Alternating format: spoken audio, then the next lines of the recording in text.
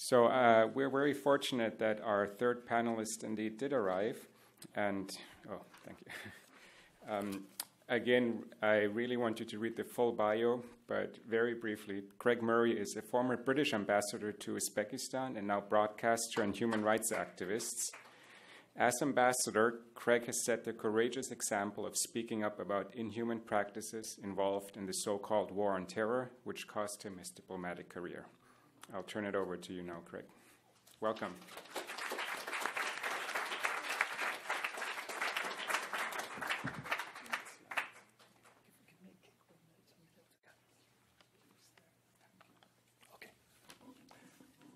Thank you very much.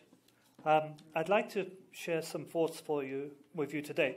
I'm going to be speaking at more length tomorrow at Sam Adams' presentation, but today I wanted to talk to you about something I've never spoken about before, in fact, which is the experiences I had negotiating a peace treaty in Sierra Leone, and how the same people turn out to be behind wars, and I mean the same individual, in very different parts of the world. When I was ambassador in Uzbekistan, where the United States was cooperating with a dreadful dictatorship and where the CIA was sending people to be tortured as part of the Extraordinary Rendition Program, the reason for that alliance was mainly that American companies, initially Enron, in fact, had signed contracts to monopolize Uzbekistan's natural gas reserves, and there was a plan to build a pipeline from Central Asia over Afghanistan, which was to be built by a company called Unocal. And the contract between Enron and the government of Uzbekistan was actually signed in the office of the governor of Texas while George W. Bush was governor of Texas. And George H.W. Bush was on the board of Unocal, who were meant to build the pipeline over Afghanistan. And that was the reason, if you like, for the Uzbek-US alliance, which I found, particularly the extraordinary rendition part, unconscionable, which I tried to stop, and instead I got sacked. But I want to talk about something earlier in my career, when I was the head of the UK delegation to the peace talks in Sierra Leone. Because I think Sierra Leone's quite interesting. In the United Kingdom, the British invasion of Sierra Leone, which was 2000 or 2001, is held up as the example of humanitarian military intervention that shows that humanitarian military intervention works. And I want to explain to you why that's not true, and also give you some background as to why international diplomacy doesn't work, because essentially the people in power don't want it to work. I was in charge of policy towards Sierra Leone in the UK when I was deputy head of the Africa Department of the British Foreign Office. And Sierra Leone is an interesting example of colonial legacy problems which destroy a country. And you usually find most of the conflicts in Africa, which we describe as tribal, actually date back. The root cause is colonial settlement and the moving of peoples from their land and the resulting dislocation. In Sierra Leone, it's interesting, because Sierra Leone, which neighbours Liberia, was the British example. It was a colony set up for freed slaves. So the people who set it up had ostensibly good motives. The problem is, of course, to the locals, if you're being dispossessed and moved off your land, you don't actually care if it's a white man or a freed slave who's doing it to you. What happened in Sierra Leone was you ended up with a coastal elite of freed slaves who spoke English and therefore had advantages in trading with Europe. And the native population was displaced, and the tribes of the interior were neglected. Throughout West Africa, it's very often the case that because of trading links with Europe, which go back hundreds of years, the coastal tribes were richer and wealthier than the inland ones, and so they tend to disproportionately hold power. This was exacerbated by the introduction of freed slaves in both Liberia and Sierra Leone. And the result was that you had a social system whereby the people of the coast were much wealthier and much better educated than the people of the interior. And that fed in to extremely corrupt governments and into a huge amount of resentment among the peoples of the interior, made worse by some terrible colonial atrocities. There was what's known as the Hut Tax War in Sierra Leone in the 1870s, when the British fairly well exterminated large parts of the interior population by imposing a tax on their huts, literally. And when they refused to pay this tax, people's homes and villages were simply destroyed and populations were massacred.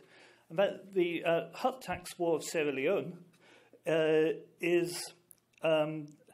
doesn't exist in any official history of the British Empire. You could read everything written by, history nowadays is mostly neocon propaganda. You can read Niall Ferguson's best-selling History of the British Empire, for example, and not discover the British ever did anything wrong at all. But you had this bitter, bitter legacy, and then you had a massively corrupt government. So when the Sierra Leone War and the Liberian Civil War next door, and the two are very much linked, erupted, and you saw all those terrible pictures of people, you may recall in Sierra Leone, the rebels chopped off with machetes people's arms routinely. Did it to tens of thousands of people had their arms chopped off. But it wasn't a manifestation of uncaused evil, if you like. The British government policy was very much that the rebels must be terrible, dreadful people, they're chopping people's arms off, these are devils, we must just get in and kill them all, and that will solve the problem.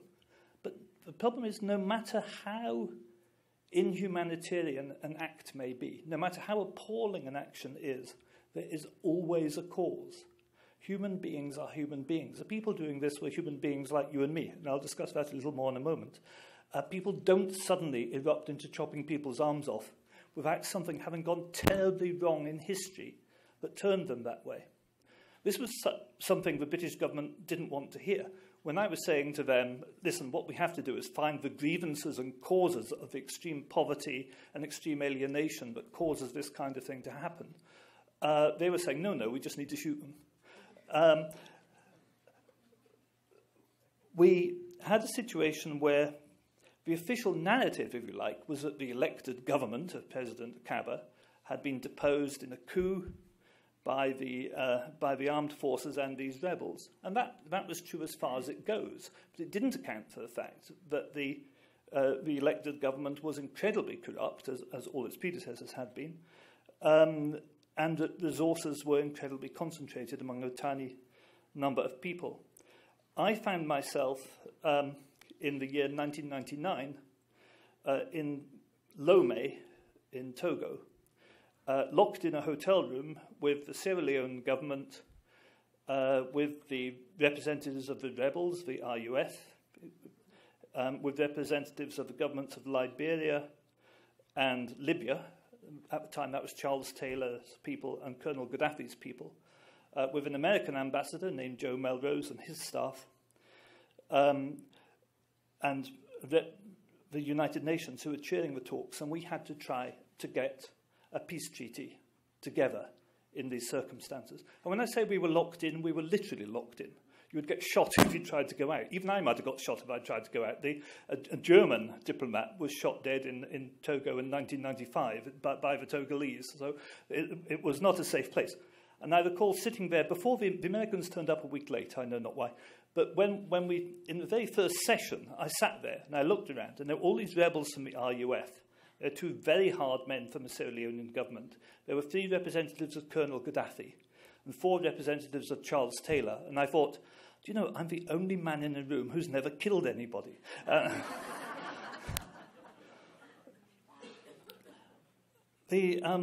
got to know some of the rebels, and I want to tell you about a guy called Colonel Isaac. Now, Colonel Isaac had killed over 100 people himself. He had killed over 100 people. And he chopped the arms of hundreds more, personally done that. Colonel Isaac was a colonel in the rebels, and he was 19 years old. He had at the age of 8, been captured by Charles Taylor's people and forced to kill his own mother and father. He'd then been used as a child soldier by Charles Taylor's people. He'd fought in the Liberian Civil War, and at one stage he'd been shipped off with other child soldiers to fight in the war in Angola. And that's something I didn't realize before I got there, that there was a traffic in child soldiers for money around Africa. And he had, he was, in many ways, he was a terrible war criminal. He'd killed hundreds of people. He was a monster, but he was also, an 8-year-old boy who'd had to kill his own parents, who'd seen his sisters raped and murdered in front of him, and who had been totally dehumanized and had never had a chance. And I'm not a very conventional diplomat at all, and as you may notice.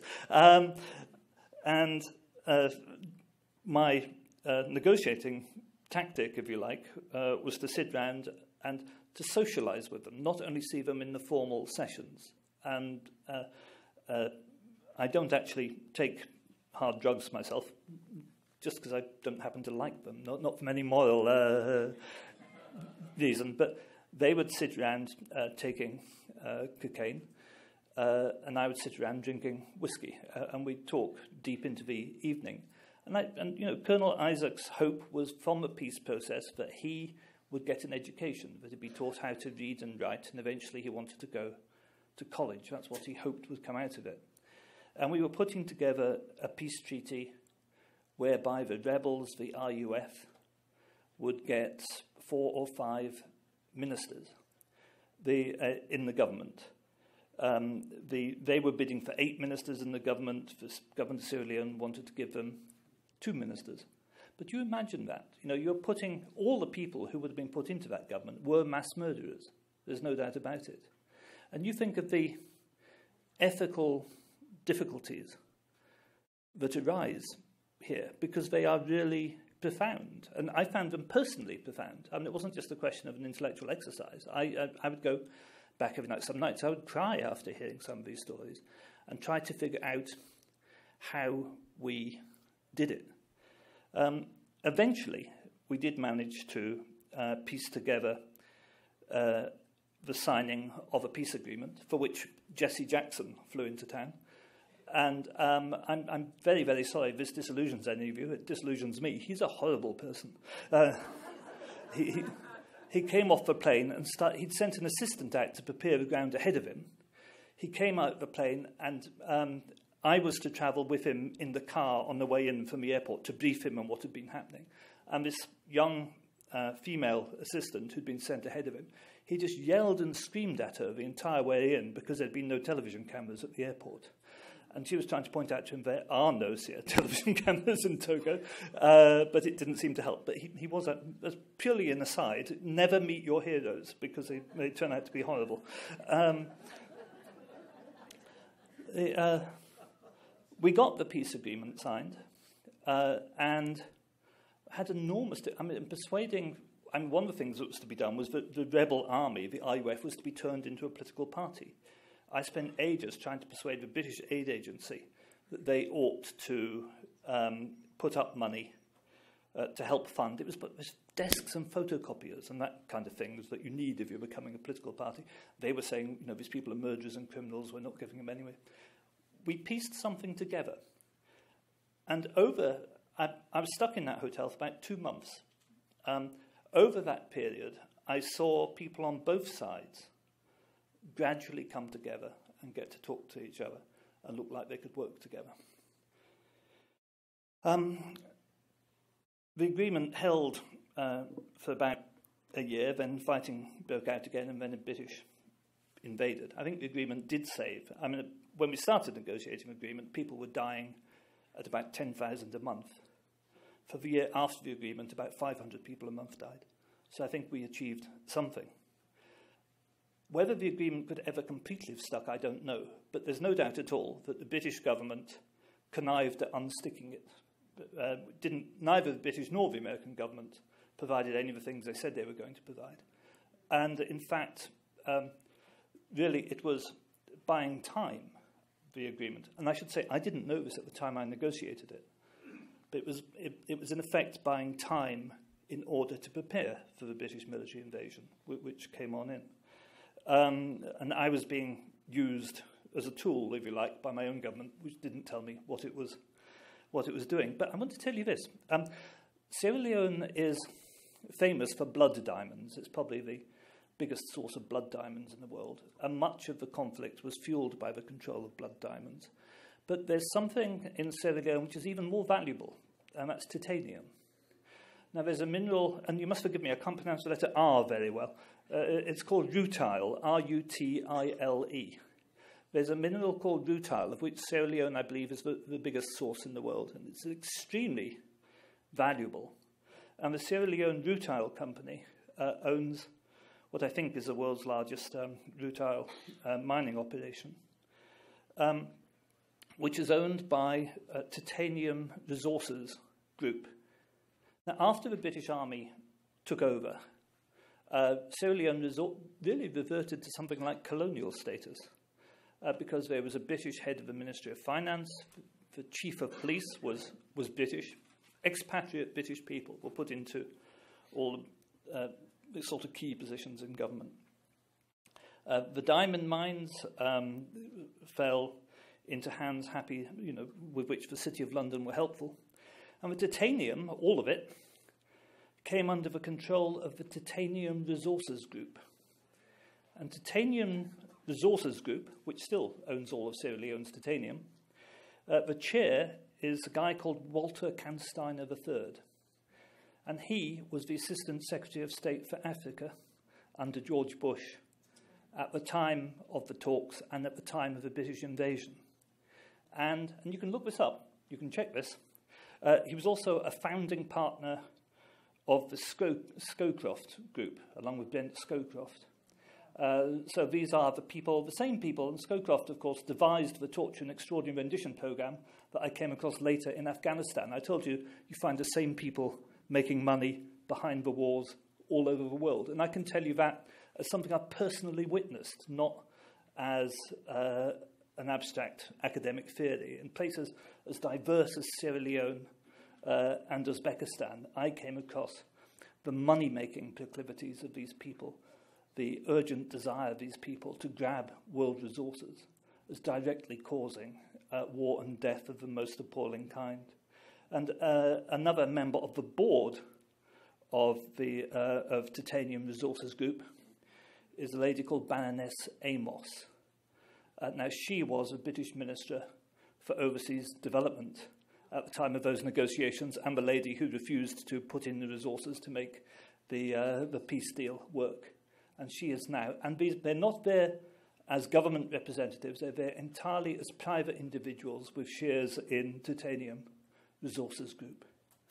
And my conclusion from this is that even in the most appalling and unlikely circumstances, and even in dealing with the knottiest of moral problems, it is possible to start to find a way through, but that there will never be a peaceful resolution of disputes all around the world as long as Western countries retain their current political and economic power structures. Because the only thing that's going to stop this is removing the concentration of capital and the concentration of political power in tiny hands, in a tiny number of hands, of rather evil people who truly do aspire to global domination of the world's resources. Thank you very much indeed.